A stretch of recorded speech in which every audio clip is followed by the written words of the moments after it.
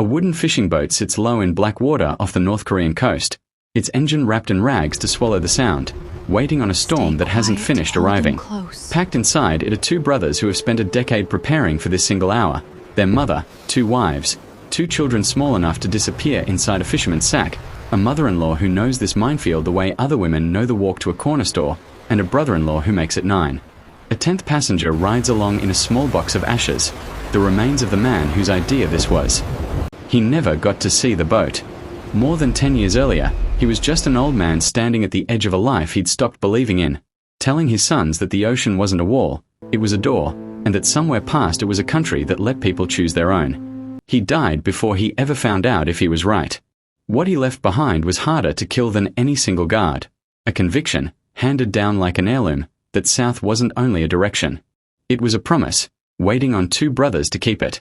The younger one went first, not toward a border, toward a coastline, where for the better part of 5 years he learned to mend nets, read tides, and vanish into the unremarkable life of a fisherman.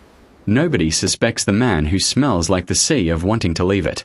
While his hands roughened, he kept a second ledger nobody else could see, which patrol boats ran slow, which nights the coastal radios went quiet, which low-ranking watchmen could be paid, quietly and carefully, to notice nothing at all.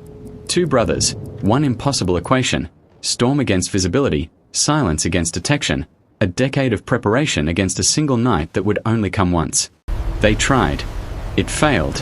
They tried again. It failed too, twice, gone, with nothing to show for it except a lesson the regime never meant to teach them.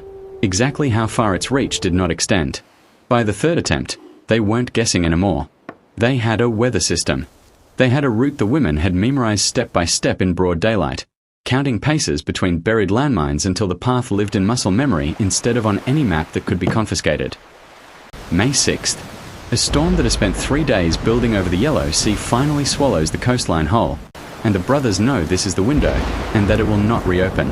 Under cover of rain and a patrol radar full of static, the women cross the minefield first, carrying the two children between them, holding a silence so total it feels less like caution than prayer.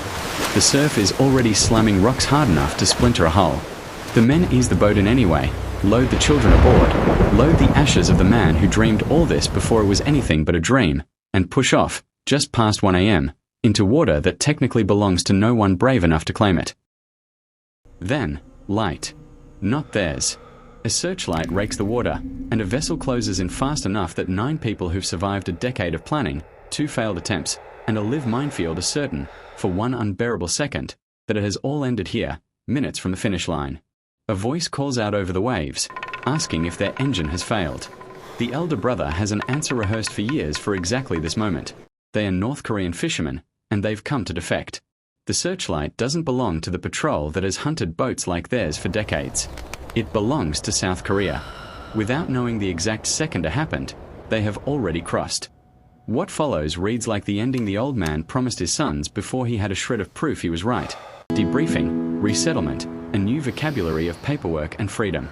For months later, a baby girl is born into a country her grandfather never lived to see, living proof the plan outlasted the man who made it. For a while, the story looks finished, and it looks like it ends well.